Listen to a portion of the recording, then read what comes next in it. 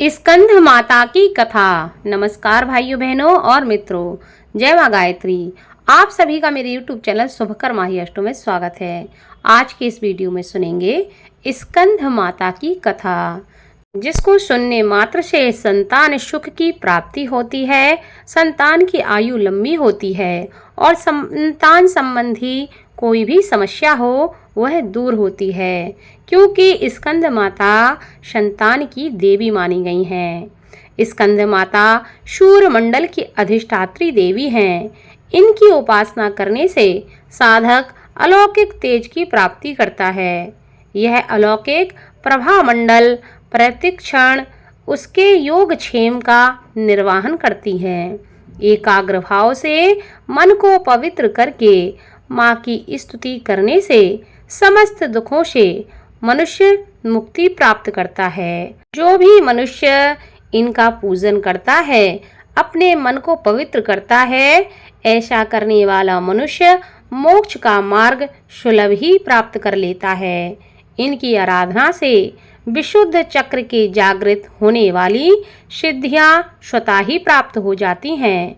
इनकी आराधना से मनुष्य सुख शांति की प्राप्ति करता है। वात, पित्त, कफ जैसी बीमारियों से पीड़ित व्यक्ति को स्कंद माता की पूजा अवश्य करनी चाहिए और माता को अलसी चढ़ाकर प्रसाद के रूप में ग्रहण करना चाहिए। शास्त्रों में ऐसा वर्णन है कि इस चक्र में अवस्थित साधक के मन में समस्त ब्रह्म क्रियाओं और चित्त वृत्तियों का लोप हो जाता है और उसका ध्यान चैतन्य स्वरूप की ओर होता है। समस्त लौकिक, सांसारिक, मायाविक बंधनों को त्याग कर वह पद्मासन माँ स्कंद माता के रूप में पूर्णतः समाहित होता है। साधक को मन को एकाग्र रखते हुए साधना के पथ में आगे बढ़ते रहना चाहिए। आदि शक्ति जगत जननी माँ दुर्गा का यह पंचम रूप है, जो कि स्कंद माता के रूप में जाना जाता है। भगवान स्कंद यानी कि कार्तिकेय की माता होने के कारण दुर्गा जी के इस पांचवें स्वरूप को स्कंद माता का नाम मिला है। सिंह के आसन पर विराजमान तथा कमल के पुष्प से सुशोभित दोनों हाथों वाली यशस्वनी देवी स्कंद माता शुभदायिनी हैं। भगवान स्कंद जी बाल स्वरूप में माता की गोद में बैठे हैं। इस दिन साधक का मन विशुद्ध चक्र में अवस्थित होता है। स्कंद मातृ स्वरूपणी देवी की 4 भुजाएं हैं। ये दाहिनी ऊपरी भुजा में भगवान स्कंद को गोद में पकड़े हैं और दाहिनी निचली भुजा से ऊपर को उठी हैं। उसमें कमल पकड़ा हुआ है। माँ का वर्ण पूर्णतः शुभ्र है और कमल के पुष्प पर माता विराजमान रहती हैं। इसी से इन्हें पद्मासना की देवी और विद्या वाहिनी दुर्गा देवी भी कहा जाता है। इनका जो वाहन है वह सिंह है, क्योंकि यह सिंह पर विराजमान रहती हैं।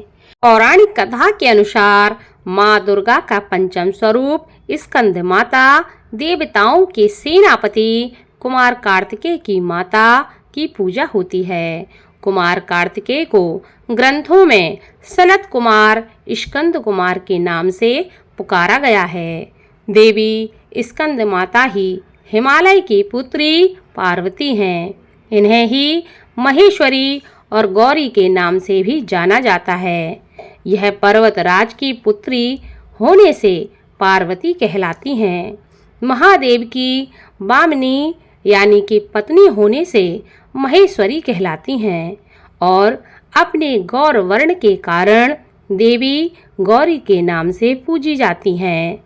माता को अपने पुत्र से अधिक प्रेम है, अतः माँ को अपने पुत्र के नाम के साथ संबोधित किया जाना अच्छा लगता है, इसलिए वह स्कंद माता के नाम से पूजी जाती हैं। जो भक्त माता के इस स्वरूप की पूजा करते हैं, माँ उस पर अपने पुत्र के समान ही स्नेह लुटाती हैं। स्कंद माता को ही पार्वती, महेश्वरी और गौरी कहा जाता है। स्कंद कुमार की माता होने के कारण ही देवी का नाम स्कंद माता पड़ा। देवी का स्कंद माता रूप राक्षसों का नाश करने वाला है।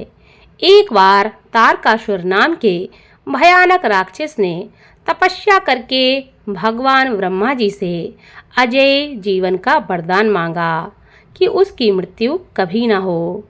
लेकिन जब ब्रह्मा जी ने कहा कि इस संसार में जो आया है उसे एक ना एक दिन जाना पड़ता है, तो तारकासुर ने कहा कि यदि उसकी मृत्यु हो तो भगवान शिव के पुत्र के हाथों हो। ब्रह्मा बोले, ऐसा ही होगा।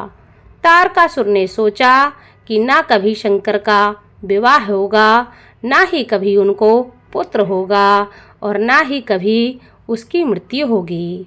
लेकिन होनी को कौन टाल सकता है। तारकासुर ने खुद को अजेय मानकर संसार में हाहाकार मचाना प्रारंभ कर दिया। तब सभी देवता भागे भागे भगवान शिव के पास पहुँचे और कहने लगे कि हे प्रभु, तारकासुर ने पूरी सृष्टि में उत्पात मचा रखा है। आप विवाह नहीं करेंगे तो तारकासुर का अंत नहीं हो सकता। देवताओं के आग्रह पर भगवान शंकर ने साकार रूप धारण करके पार्वती जी से विवाह रचाया।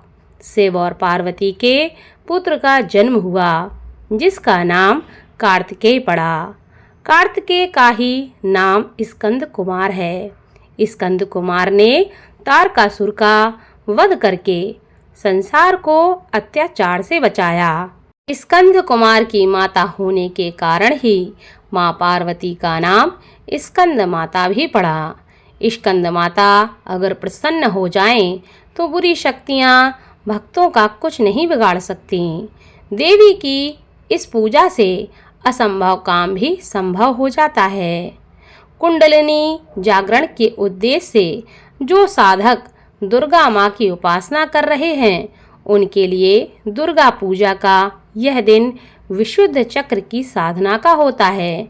इस चक्र का भेदन करने के लिए साधक को पहले माँ की विधि शहद पूजा करनी चाहिए।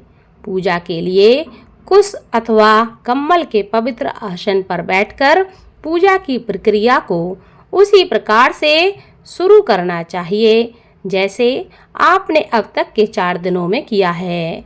स्कंद माता को प्रसन्न करने के लिए आप इस मंत्र का जप भी कर सकते हैं। ह्रीं क्लीं स्वामिन्यै नमः, ह्रीं क्लीं स्वामिन्यै नमः। इस मंत्र का जप कर सकते हैं।